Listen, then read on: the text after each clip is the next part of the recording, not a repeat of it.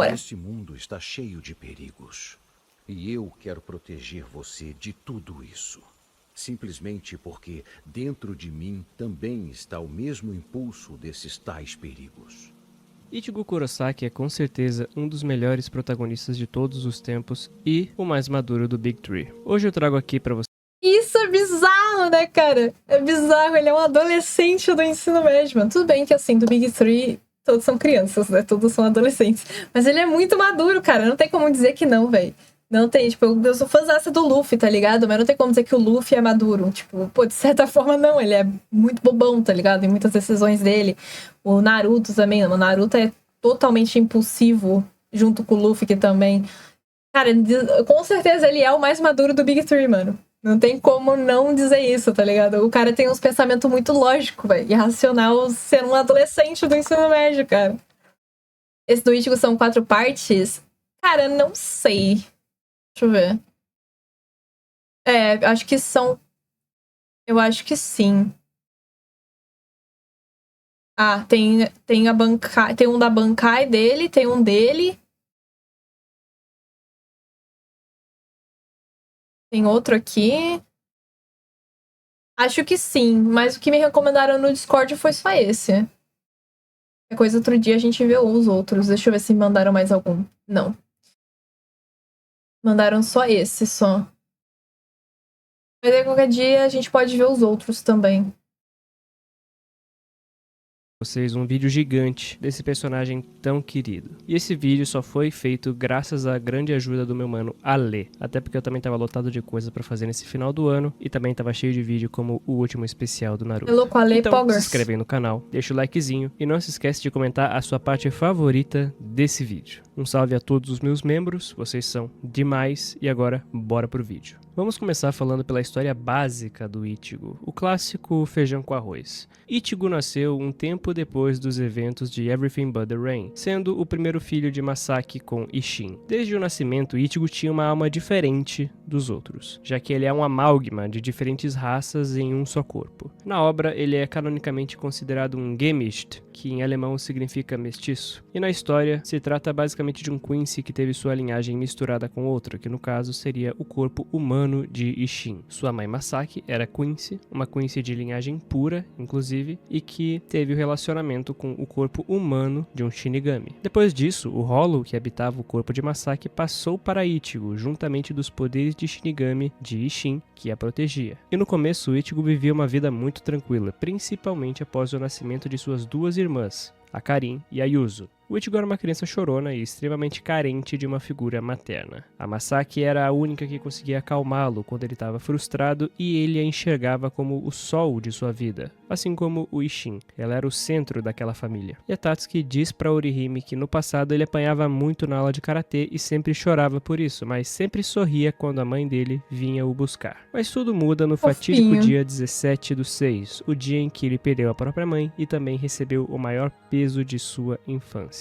A culpa. Era um dia chuvoso, e eles estavam voltando para casa depois da aula. Já naquela época, Ichigo enxergava espíritos, mas não sabia diferenciar o que era vivo e o que era morto. Nisso ele acaba vendo uma criança.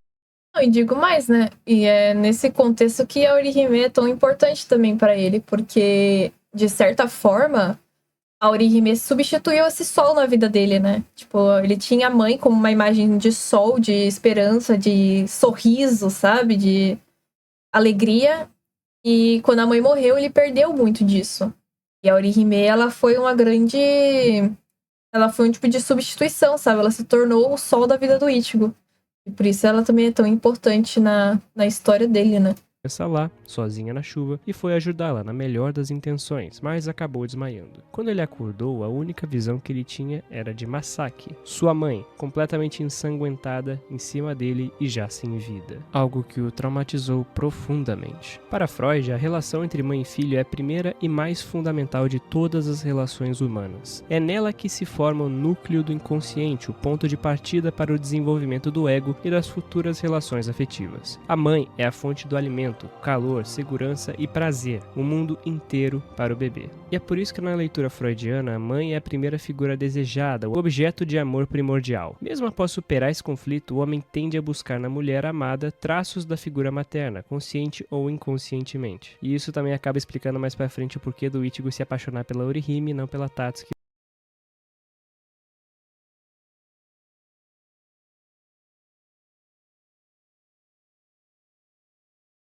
Tomei um pequeno spoiler, mas eu já sabia disso. Ok, eu já sabia disso. Eu já tenho essa informação. Eu já tenho esse spoiler da internet há muito tempo. Então não é tão perigoso. É triste que eu tenho esse spoiler e que eu sei disso. Porém. Porém. Enfim. Não é tão brutal.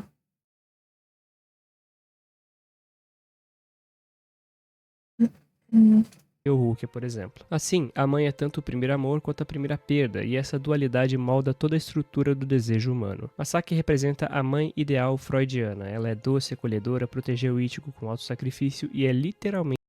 Acho que é difícil fugir desse spoiler se você passa muito tempo na internet. É muito difícil. Eu tenho spoiler há muito tempo. Eu peguei esse spoiler junto com o spoiler do Aizen. Eu peguei na mesma época ali, tá ligado? Que eu tava vendo uns negócios de Bleach, assim, uns memes, daí eu peguei esses dois spoilers. Então eu já sabia, já é triste, mas é impossível, mano. Tem coisa na internet que não tem como você escapar, ainda mais quando é assunto de chip ou, tipo, vilão, porque é coisa muito marcante, né? Por isso que, tanto é que eu não sei se vocês perceberam em Bleach, mas eu sempre falei. Quando eu falava sobre o Ichigo e o Orihime, eu sempre falava, tipo, pô, não sei o que, canônico, porque eles são canônico. Porque eu sei que eles são canônico, tá ligado? Tipo, eu sei que não é um chip apenas. Eu sempre falava assim, eu acho que vocês nem perceberam, né? Mas eu sempre falava que, tipo, eu tratava eles como canônico, porque eu já tinha esse spoiler já. Impossível alguém começar Blitz sem saber do Aizen, é muito difícil. Hoje em dia é difícil. Antigamente era mais de boa, né? Mas hoje em dia é muito difícil. Vai colocar os vídeos no YouTube? Eu ia colocar no Cinefy, mas eu posso colocar no YouTube também. Dá pra colocar no YouTube, só que eu acho que eu só vou conseguir fazer isso no fim de semana. Eu tenho muitas coisas pra fazer do trabalho agora que eu voltei de férias. Mas eu vou colocar no YouTube. Só preciso fazer isso no fim de semana, que eu tenho que fazer thumb e tudo mais. Mas no Cinefy, com certeza. Sua ponte entre o mundo humano e o mundo espiritual, algo que o define para sempre. Quando o Ichigo perde a Masaki, ele perde não só a sua mãe, mas também a sua sensação de segurança e calor. Isso o leva a ter um sentimento de culpa, e esse sentimento é um dos pilares do superego, a instância moral que nasce da internalização das figuras paternais. Ichigo vive permanentemente com a culpa da morte da mãe, sempre tendo o pensamento de que ela morreu por minha causa. Essa culpa molda seu código moral e ele se torna um protetor obsessivo, incapaz de suportar ver alguém que ele ama ser ferido. Seu superego é a voz constante que diz nunca mais fale com alguém como falhou com ela. A psicanálise interpretaria muitas relações do Ichigo como projeções da figura materna. Ichigo tende a proteger mulheres como a mãe que o protegeu, criando um ciclo simbólico de repetição, como ele fez não só com a Orihime, mas com a Hulk, a Nel e, no filme 1, com a Senna. Freud chama isso de compulsão à repetição, o impulso de reviver um trauma para tentar repará-lo. E, obviamente, também temos que associar o Ichigo com a síndrome do cavaleiro branco, que é um termo na psicologia moderna usado para descrever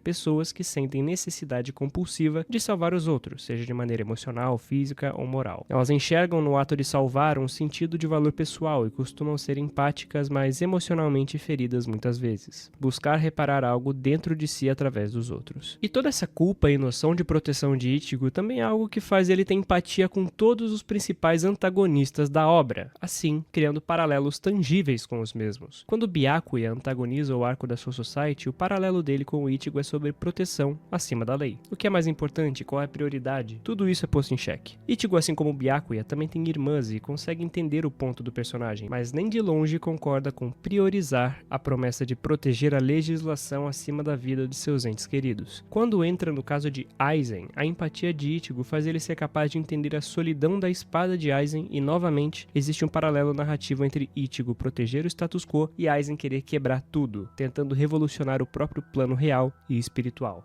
Ginjo também acaba sendo facilmente assimilado por Ichigo, já que ele também tinha planos de proteger os seus entes queridos e se voltar contra aqueles que o traíram, como se fosse uma rebelião. Mas o paralelo mais intenso e importante, ao meu ver, é principalmente o de Yurabara com Ichigo, no sentido de que os dois têm muito em comum, mas isso fica pra depois. No vídeo da Orihime eu dei um contexto geral do que é o luto e como a personagem o enxerga. O Ichigo, ao contrário da Orihime, vê o luto de uma maneira muito diferente. E já que estamos falando de Freud, vamos usar ele aqui de novo. Freud descreve o luto em seu texto Luto e Melancolia, de 1917, como um processo psíquico natural que ocorre quando o sujeito perde um objeto de amor, seja uma pessoa, uma ideia ou um papel na vida. E esse processo tem 3 fases: o reconhecimento da perda, a retirada da libido e a identificação. Mas se o luto é bloqueado ou negado, a dor não se transforma, ela se fixa, e o indivíduo vive em melancolia, um estado onde a perda nunca é superada, mas repetida de forma inconsciente. Nesse começo, Ichigo nunca superou o luto de Masaki. A morte dela não foi processada, e sim reprimida. Por isso a vida inteira dele é uma tentativa inconsciente de reparar essa perda que ele nunca cicatrizou. Ichigo, criança, se recusa a aceitar a morte da mãe. Ele não chora, não fala sobre o que sente e só se fecha para os outros. Ele é um personagem muito deprimido nesse começo. E isso tudo é um típico mecanismo de defesa da negação, onde a mente recusa a realidade traumática porque ela seria insuportável. Quem não lida com o luto tende a reencenar o trauma repetidamente, tentando inconscientemente mudar o final. Ichigo repete o momento da perda toda vez que alguém é levado de perto dele. Quando a Rukia é capturada na Soul Society, ele revive o desamparo da morte da mãe, precisando das palavras da Orihime para ganhar força e resgatá-la. Quando Orihime é raptada, o processo se repete e ele mergulha de novo na mesma dinâmica de culpa, raiva e autossacrifício. É como se cada pessoa que ele protege fosse uma máscara simbólica da mãe, e a cada resgate fosse uma tentativa de salvá-la novamente, e dessa vez tentando fazer funcionar. Em vez de aceitar a perda, Ichigo a transforma em identidade. Ele é o protetor.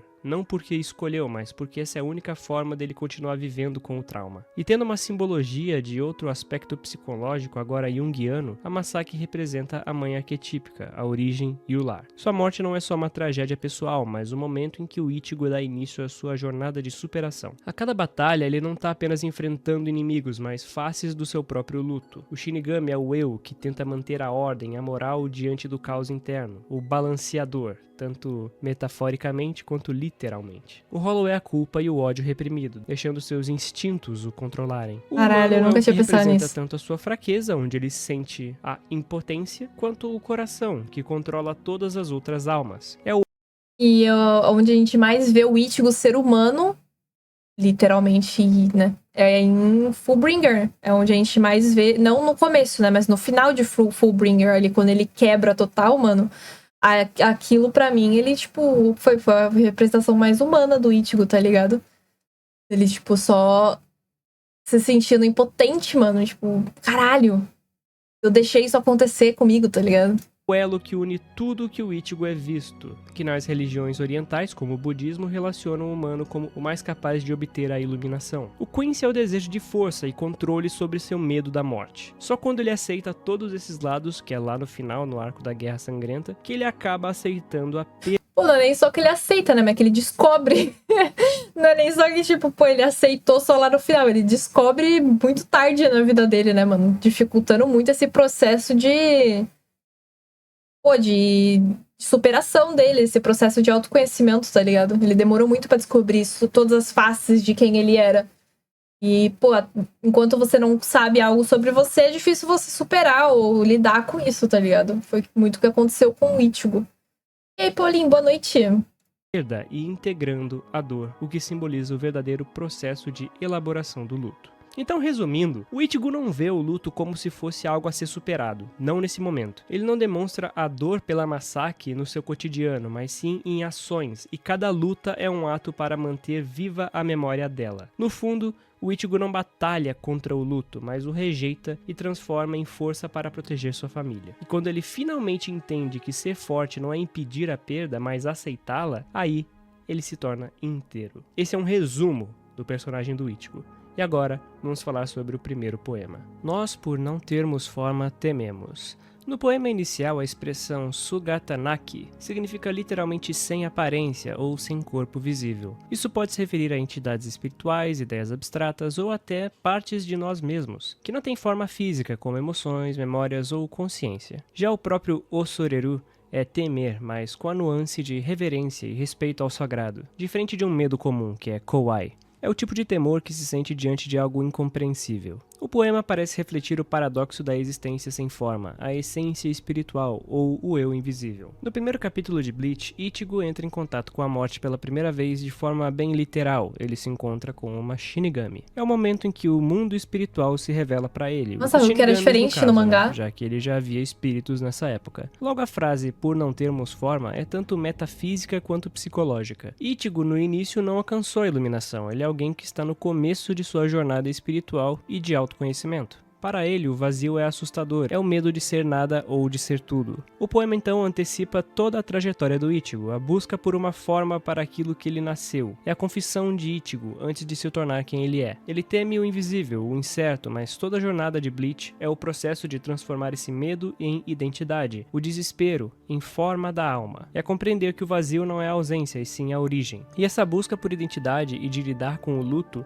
é o que faz o Ichigo ser, na minha opinião, o protagonista mais maduro e humano do Big Three. Esse é o primeiro poema de Bleach, aquele que abre a história, e o Kubo usa esses poemas iniciais de cada volume como reflexões internas dos personagens e sua visão de mundo de forma indireta. Indo um pouco sobre a parte do Ichigo como protagonista, apesar de várias pessoas não gostarem do personagem por ele não ter um objetivo, entre muitas aspas, como eu acho isso tão paia, velho. Ele, antes de querer alguma coisa, primeiro busca saber o que ele é e deseja proteger quem ele ama. Enquanto os outros protagonistas, como Luffy e o Naruto, são movidos por sonhos e ambições, Ichigo é impulsionado por algo muito mais íntimo, a necessidade de não perder mais do que ele já perdeu. Essa proteção não nasce da força, mas sim do medo da perda. Ele luta porque viu a morte de perto e nunca mais quis se sentir impotente diante dela. Essa vulnerabilidade...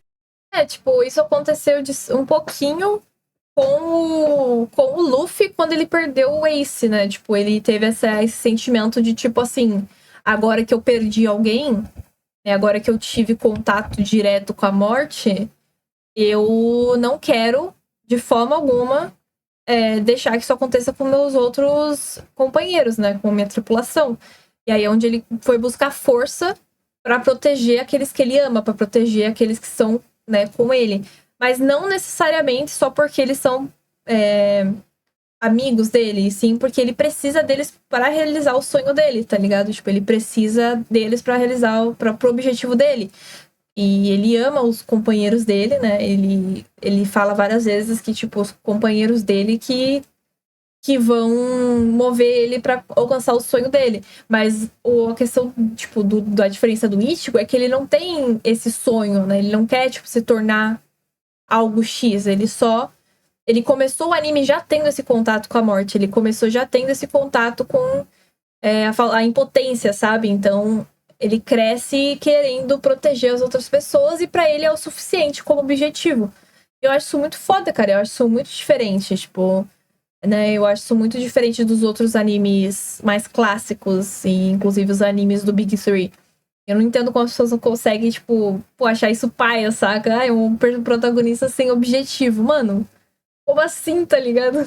A idade inicial torna Ichigo o personagem mais emocionalmente realista dentre os grandes protagonistas shonen. Isso no sentido de ser moderno e também tangível. Ele é um garoto aprendendo a ser maduro, tentando manter a compostura e seguindo seu dia a dia, assim como a gente. Ele não é alguém que nasceu para ser especial. Ichigo é alguém que se tornou especial, porque foi forçado a confrontar o que não queria ver, o vazio dentro de si. Ai, Luca, mas ele é especial, ele nasceu sendo a mistura de todas as raças. Sim. Mas ele não nasceu pra isso. Ele poderia só ter continuado a viver como um humano normal e vida que segue. Ele teve duas...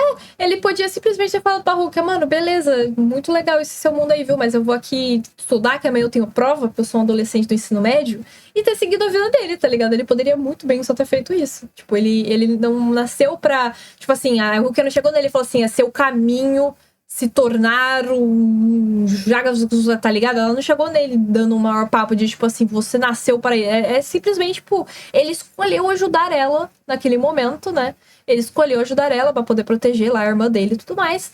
E depois ele se interessou por esse mundo e, tipo, ele sentiu, eu acho, né, que ele sentiu que ele poderia se encontrar ali naquele mundo, tá ligado? Mas ele poderia simplesmente não ter ido pra esse lado. Ele poderia simplesmente não ter aceitado isso, tá ligado? E ele conseguiria continuar vivendo a vida dele normal, mesmo sendo parte Quincy, parte BR, parte humano, parte Shinigami, parte Hokage, parte não sei o que, tá ligado? Ele poderia simplesmente ter continuado a vida dele. As chances de fazer isso, inclusive, no começo da história, ou no arco dos Fullbringers, em que ele literalmente, voluntariamente, perde os poderes e pode seguir como um ser humano. Sim. Kubo constrói Bleach como uma espécie de jornada espiritual involuntária. Ichigo não busca a iluminação, ele é arrastado até ela, como um chamado da aventura da jornada do herói. E cada etapa da trilogia da morte, né, Shinigami, Hollow e Quincy, ele é obrigado a morrer simbolicamente para nascer de novo. É a metáfora do ciclo do Sansara dentro de um mangá de ação, a alma que reencarna até compreender a própria origem. Enquanto Naruto representa a crença da conexão entre os outros através do Ninshu e também a busca pela quebra do ciclo do ódio, Ichigo é a personificação da busca pela iluminação, o ser que tenta encontrar um eu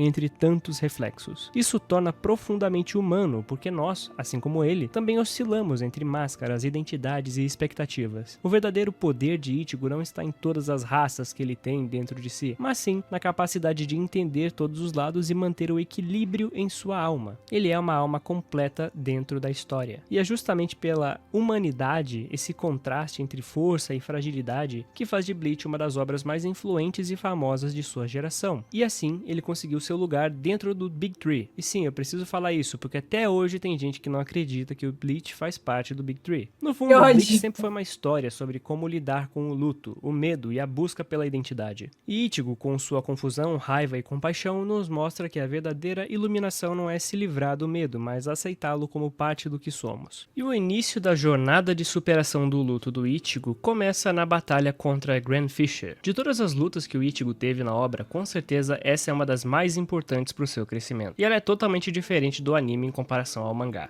É sério, não vejam no anime, fica realmente bem ruim. No mangá, a batalha é mais violenta e o Grand Fisher utiliza a isca com o rosto da Masaki como forma de afetar o Ichigo psicologicamente. Ele é um Hollow bem cruel. E esse efeito psicológico, ele é muito perigoso e efetivo, já que a mente em Bleach é muito importante, como veremos mais pra frente. Nesse ponto, antes da luta, Ichigo se enxergava como causador da morte da própria mãe. Apesar de viver com a família, ele se isola bastante dela. Não é como um adolescente normal, mas sim como um comportamento de autodepreciação, se achando culpado por algo que ele não fez. Ele até fica irritado com a Rukia quando ela tenta falar pra ele que talvez a culpa seja de um Hollow, entrando em negação e aceitando que tudo foi culpa dele mesmo. Pra Ichigo é inconcebível qualquer outra possibilidade naquele momento e ele é bastante convencido de que ele é o culpado pela morte da própria mãe. É uma negação muito forte. E é também interessante vermos a expressão de dor que ele faz quando vai falar. Kubo desenha Ichigo como se ele estivesse falando com desdém da situação, criando uma faceta para esconder aquilo que ele sente. As expressões são muito importantes nesse primeiro momento, até que ele observa o espírito que viu quando sua mãe morreu, e aí ele desaba. Ele até tenta, mas não consegue esconder, e se ajoelha dizendo, fui eu. Essa cena de poucos quadros mostra o quanto ele sofre por uma coisa que ele nunca teve controle. É extremamente humano, mas também extremamente inocente. E então, Grand Fisher ataca suas irmãs e ele vai lutar contra o Hollow. O Grand Fisher é literalmente um monstro que matou a Masaki. Não completamente por mérito dele, né? Como vamos descobrir mais pra frente, graças ao Yūhabarra, mas de forma metafórica, ele representa o trauma do Ichigo de criança e a culpa que o persegue desde então. Ele, por enquanto, é o grande inimigo, é a faceta do mal que matou a Masaki. Pelo menos nesse primeiro momento, tá bom? Quando ele enfrenta o Grand Fisher, ele não tá lutando apenas contra um Hollow, mas sim contra a manifestação física de sua culpa infantil. O que o Ichigo quer destruir, no fundo, não é o Hollow, mas a lembrança da sua própria impotência, da sua própria fraqueza, da sua própria culpa. E esse nome não é só estético, sua tradução literal é Grande Pescador. Ele descreve o modo de ataque, a natureza metafórica do Hollow, que lança a isca e captura a alma emocionalmente, e depois a devora. Simbolicamente, ele é o pescador de culpas, se alimentando da dor e do apego das pessoas ao passado. No caso do Ichigo, ele fisga a inocência do Ichigo e leva a Masaki, e dessa vez, ele fisga o trauma mais profundo, a memória da mãe. Outro detalhe muito bom é que a Rukia tenta ajudar na luta, como fez nas anteriores, mas o Ichigo a para, dizendo que aquela é a luta dele. E isso a faz lembrar de Kaien e também de como ele morreu, apenas pedindo para Ichigo não morrer. Coitada da Rukia, né, mano? É demais pra ela ver isso 2 vezes. Os sentimentos e pensamentos dela vamos deixar pra um vídeo futuro pra ela, onde falaremos mais sobre esses 2 tipos de luta, a luta por honra e a luta pela vida. No final da batalha, Ichigo quase derrota o Grandfisher em meia chuva. Ao contrário do anime, o Hollow usa a isca pra escapar, dizendo que vai se vingar no futuro. E como eu disse, está chovendo. Kubo sempre usa a chuva como metáfora da tristeza e do arrependimento. Reparem que a chuva está presente quando a mãe morre, durante a luta com o Grandfisher e também quando ele está no túmulo, conversando com ela. A chuva simboliza o peso emocional que o Ichigo ainda não consegue dissipar. Em vários e vários momentos da obra, a chuva está lá, como um agente silencioso, só para nos mostrar o sofrimento do Ichigo. Somente quando ele, no futuro, aceitar o passado, que o céu se abre. E sobre essa parte do personagem estar ligado com proteção, isso vem diretamente do seu nome. Em Bleach, os nomes são muito importantes, pois revelam algo sobre os personagens, seja sua história ou personalidade. Os nomes em Bleach também têm a relevância pela questão do Ichibei, que é aquele que nomeia tudo, sendo até parte do sistema de poder da obra. E com Ichigo isso não poderia ser diferente. Começando então com seu sobrenome, Kurosaki, é um sobrenome japonês e pode ser traduzido como Kuro, que significa preto, e Saki, que significa cabo ou penhasco. Portanto, o significado literal de Kurosaki pode ser interpretado como penhasco preto ou algo parecido com isso. Penhascos geralmente simbolizam limites ou fronteiras, tanto físicas quanto espirituais, então Kurosaki pode ser interpretado como um nome que combina perfeitamente com um personagem que vive entre o mundo dos vivos e dos mortos. Agora, seu nome Ichi significa único ou primeiro, né? E Go significa proteger, defender. O nome Ichigo pode ser interpretado como aquele que protege ou um protetor. Além disso, Ichigo é também como os japoneses dizem morango, e o personagem às vezes é chamado disso como forma de trocadilho. Isso acontece em alguns momentos e também em alguns títulos, como a morte e o morango, fazendo a alusão inicial de Ichigo e Rukia. E também dá pra fazer a brincadeira com o Gorawase e formar o número 15, já que Ichi é 1 e Go é 5. E o protagonista faz aniversário justamente no dia 15 de julho, fazendo várias referências, principalmente às suas roupas e na porta do seu quarto. Direto e reto ele usa roupas com o número 15. Então só pela tradução de seu nome já se persegue que o Ichigo se trata mais uma vez ele pesa 61 quilos só, mano. Proteger todo mundo que ele ama. Tá, isso tá começando a ficar um pouco repetitivo. E quando o Ichigo está no túmulo pedindo desculpas para sua mãe, Ishin chega pra perturbar ele como sempre. A relação dos dois com certeza é uma das melhores de pai e filho dos mangás. Até porque a gente também não tem muitas, né, já que a maioria é dos pais. Não tá competindo com muita gente não, viu? A maioria dos pais de anime ou abandona o filho, ou é ruim com o filho, ou explora o filho, ou tá morto. Não tá com competição muito acirrada, não. Porra, só ali no Big Three, mano. Um pai que não fala com o filho, o outro pai que é um filho da puta. Isso é louco. Morre ou deserda o filho. Mas eu já falei bastante sobre essa relação deles no vídeo do próprio Ishin, mas vendo pelo ponto de vista do Ichigo, essa cena se torna ainda mais impactante. Eu gosto principalmente de pensar que o Ichigo poderia tomar qualquer rumo. Ele poderia talvez ir pelo rumo do Aizen, talvez ir pelo rumo do próprio Yurabara, de não querer lidar com a dor e querer destruir tanto a vida quanto a morte. Mas não, graças ao direcionamento do seu pai, o Ichigo consegue ter ali um guia muito sábio. E ele tá lá tentando manter a compostura até ver o pai fumando, e o Ishin começa a explicar o porquê dele fumar na frente do túmulo. Esse é um bom momento de desabafo, tanto do Ichigo quanto do Ishin, mas principalmente do Ichigo, porque ele quer entender por que ninguém culpa ele. Ele não compreende, já que na sua visão foi ele que tirou o sol da família, e ele acredita que todo mundo deveria ter raiva dele por causa disso. Mas o Ishin fala em tom sarcástico que a Masaki ficaria brava se ouvisse ele dizer essas coisas, e fala que obviamente não foi culpa do Ichigo. Essa conversa de pai e filha não é apenas um momento de conforto, também é o ponto de vista. Nossa, mas isso é muito real, cara. A Masaki ficaria muito triste sabendo que o Ichigo se culpa pela pureza dela e por ela ser muito parecida com o Ichigo. Nossa, ela ficaria muito triste sabendo que o Ichigo vive com essa culpa que não faz nenhum sentido, tá ligado? Só faz sentido na cabeça dele. O Ichigo é o protagonista dos shounens que aborda questões de nós, pessoas, a vida real, bem mais elaborada, porque ele passa por tudo que todo mundo já passou. Tudo que já passou da nossa vida. Sim, tipo, isso quer dizer que o Ichigo, tipo, ele é o protagonista mais humano, cara. Isso é óbvio, tipo.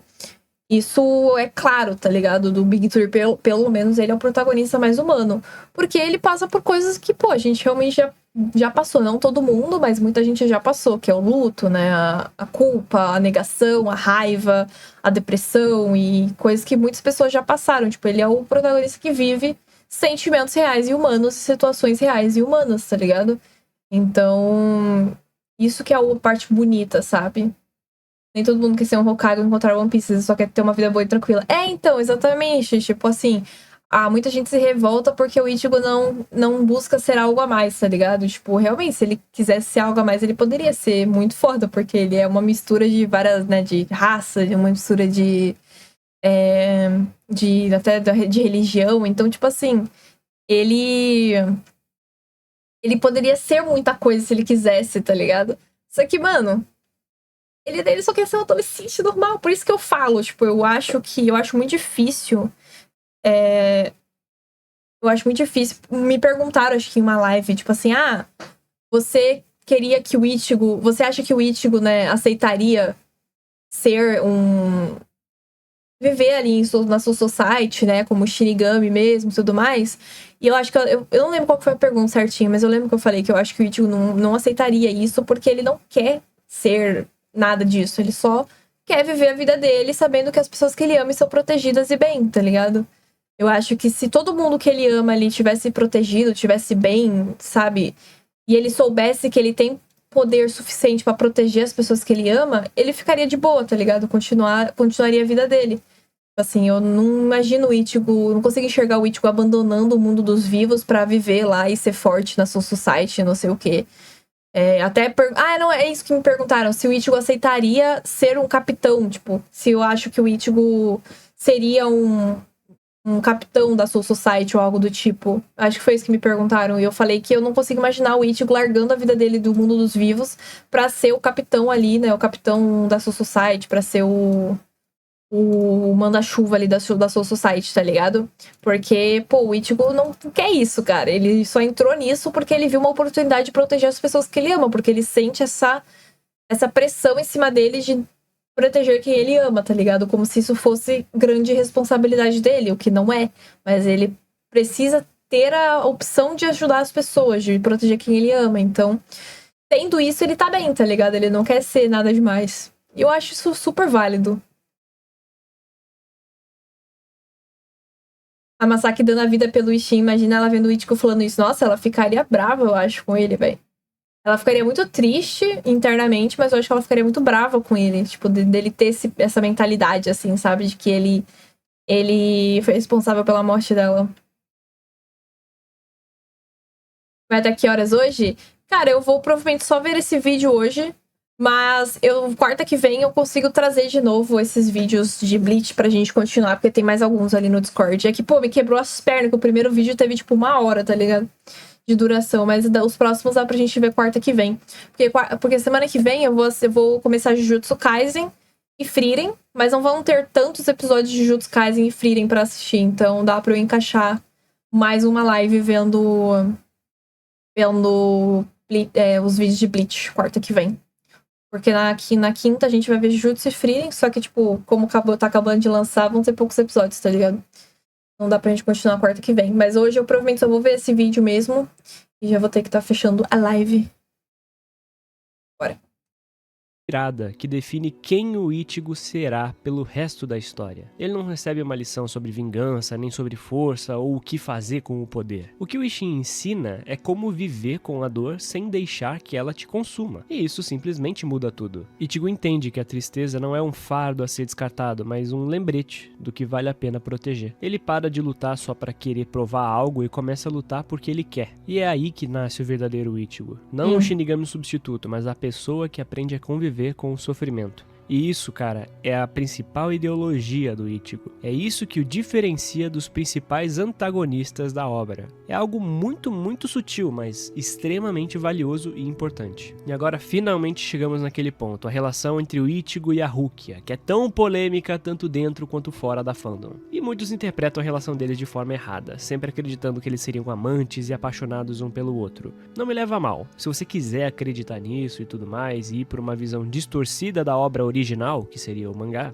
tudo bem, não tem problema. Afinal de contas, gosto é gosto. Mas nós temos que entender o que de fato está escrito na obra. Qual é o papel da Rukia na história e a sua importância para o Ichigo? E o próprio Kubo respondeu que a Rukia ilumina o mundo do Ichigo, mencionando que a presença dela o ajuda a encontrar seu propósito e de se tornar mais determinado. Ele também acrescentou que sem a Rukia, o Ichigo jamais teria iniciado a jornada como Shinigami e não teria se tornado quem ele é. Essa fala do Kubo é essencial para entender a relação entre esses dois. A Rukia não é uma parceira romântica, ela é o ponto de partida, o gatilho existencial, e também é aquela que vai iniciar ele nessa nova jornada. Quando o Kubo diz que Rukia é aquela que ilumina o mundo do Ichigo, ele não tá falando de amor romântico, mas sim de um papel. O papel dela como guia e símbolo de transformação. É algo tão óbvio, mas a galera consegue distorcer as coisas de um nível, cara. É algo muito óbvio, cara. Por que alguém que ilumina a sua vida e te guia tem que ser romântico, mano? É bizarro. A galera, sei lá. Sei lá o que eles pensam, tá ligado? Pô, tudo bem que Orihime e Ichigo são canônicos, mas se não fosse, tipo... Pô, é entendível a galera shippar Orihime e o Ichigo. Ela literalmente se declarou para ele, tá ligado? Tipo, ela deu o coração dela para o Ichigo e sempre mostrou que gosta do Ichigo romanticamente.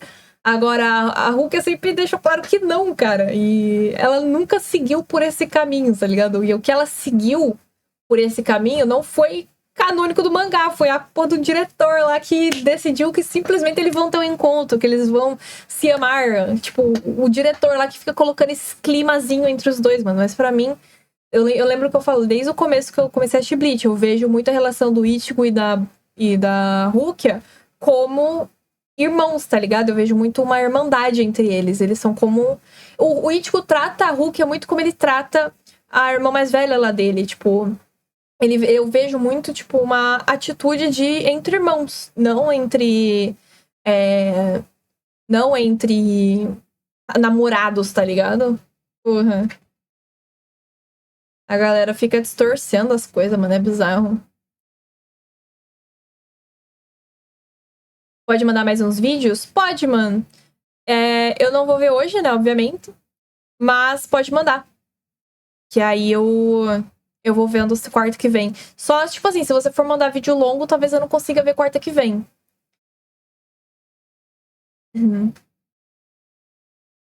Essa parte é que eu gosto mais do primeiro arco. Felizmente no anime, nesse app, tem aquele Shinigami filler que fica forçando um romance da Rukia com o Ichigo.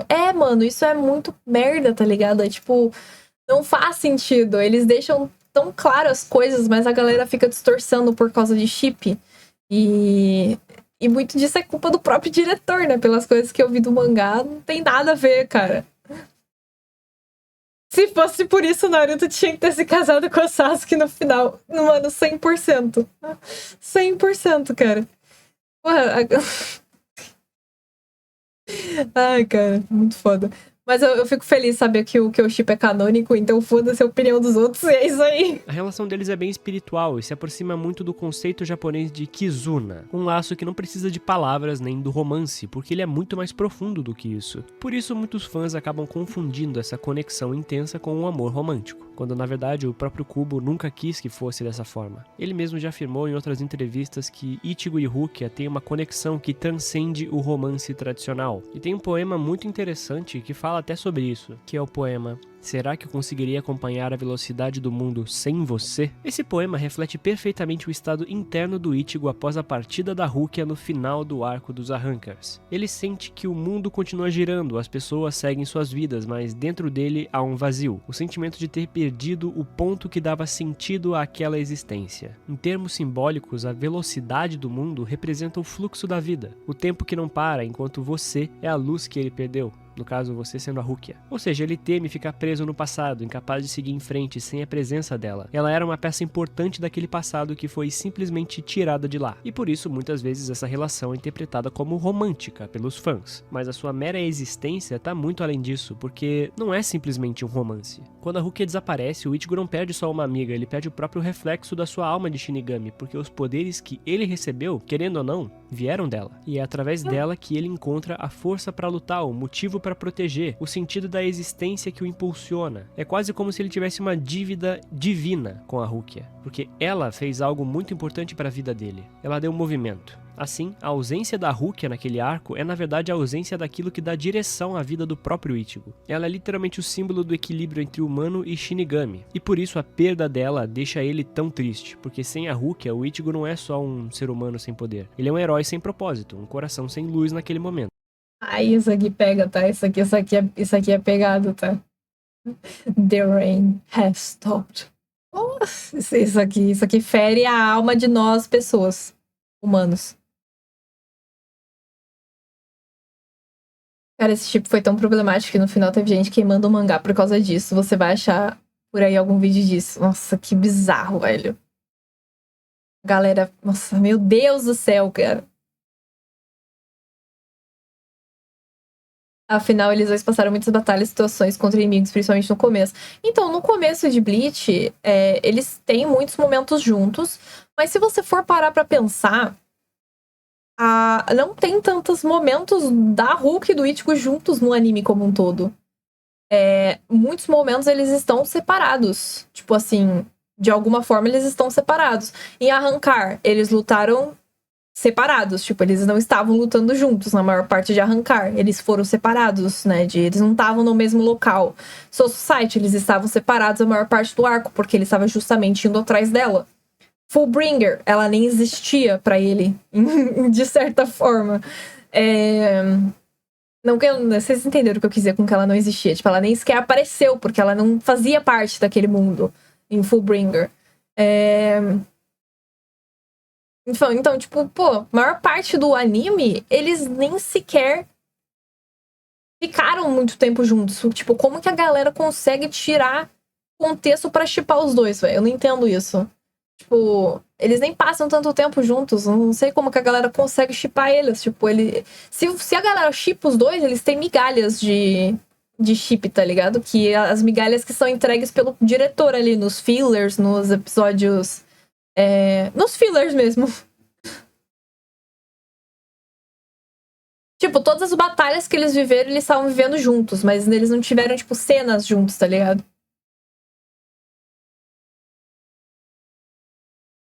Eu queria ver mais coisas da Rukia e o cara ruivo. Cara, exatamente. Mano, o Renji e a Rukia em 2 episódios tiveram muito mais química do que o Ichigo com a Rukia em todos os episódios, cara. Você acredita que a opinião pública da Orihime tá mudando justamente por causa que agora ela é jogável no Fortnite? Sério? Eu vi que ela é jogável no Fortnite, mano. Nossa, eu fiquei muito feliz que escolheram a Orihime pra isso, velho. Vamos ver se esses betinhas aí começam a ver valor nela. Nem que for através de um jogo merda como o Fortnite.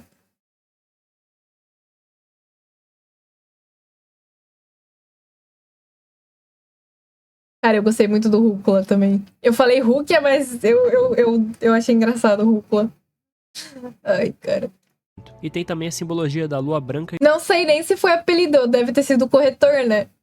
Mas eu adorei. e do sol negro, sobre o Ichigo ser um sol e não era Orihime que era o sol. Bom, vamos falar um pouquinho sobre isso. O herói lunar é um arquétipo narrativo que se distingue do herói solar tradicional. Diferente do herói solar, que busca a vitória externa, o herói lunar vence o seu próprio mundo interior, refletindo qualidades como a sensibilidade artística, a introversão e uma grande empatia. Sua jornada é voltada para o autoconhecimento e a sabedoria, não para a conquista externa. Ele busca ver e entender o mundo, tanto o seu interior quanto o mundo exterior. Então, o Ichigo é um herói lunar? Sim e não. Na verdade, ele é os dois. E aí é que a explicação fica bem interessante. A jornada do Ichigo é a busca pela autocompreensão, mas também de se tornar uma alma completa. Eu diria que o Ichigo busca bastante a autocompreensão e isso o torna mais um herói lunar do que solar, muito mais na verdade. Ichigo é descrito como o Sol Negro, e isso é um eclipse solar. E se notarem, Ichigo é filho da Masaki, que representa o Sol, e o Ichin, um Shinigami, que é frequentemente representado pela lua. Mas quando falam que ele é o Sol Negro, se referem ao fato dele ser um reflexo do poder da Rukia, ele é a sombra dos poderes Shinigamis dela. Ichigo também encontra força na luz dos outros, nos desejos de proteger, das palavras da Rukia, no calor da Orihime. Isso reforça a ideia dele ser o reflexo do sol dos outros, não só um irradiador por si só. Não é à toa que ele deixa de usar os poderes da Rukia para usar os seus próprios, e ele é representado como uma lua negra nos desenhos de de pós-fácil até a capa do volume 19, intitulado The Black Moon Rising, ou A Lua Negra Cresce. Então, enquanto Orihime, o verdadeiro sol do elenco, representa o amor e o poder de rejeitar a própria morte, o Ichigo é o sol negro, cuja luz é filtrada pela dor, pela perda e pela constante luta entre seus eus fragmentados, irradiando a sombra de um outro sol. Rukia, por outro lado, é a lua que guia a noite interior, a primeira a lhe mostrar o mundo espiritual. Quando Ichigo assume seus próprios poderes, se tornando a lua negra, ele se liberta da dependência simbólica do sol dos outros, e deixa de ser o reflexo e passa a ser o equilíbrio. O Black Moon Rising marca justamente essa transição, não é o fim da luz, mas a aceitação da escuridão como parte de si. A escuridão, no caso, sendo referente a Shinigami, tá? Ele compreende que dentro do eclipse há harmonia, o ponto entre sol e lua coexistem sem se anular. No fim, Ichigo não é o sol e nem a lua, ele é o instante em que ambos se sobrepõem. O eclipse em Bleach é uma metáfora do ser completo, aquele que entendeu tanto a luz quanto a sombra. E agora vamos parar de falar um pouco sobre simbologia e também psicológico e vamos adentrar no arco da Soul Society. Ah, entendi. Por isso que vocês falaram que tem 4 partes, porque ele... Ah, faz sentido. Tipo, ele é um vídeo que tem 4 partes, porque ele fala dessas 4 partes. Ah, por isso que foi cortado. Faz sentido. E tem um vídeo que ele junta todos, né?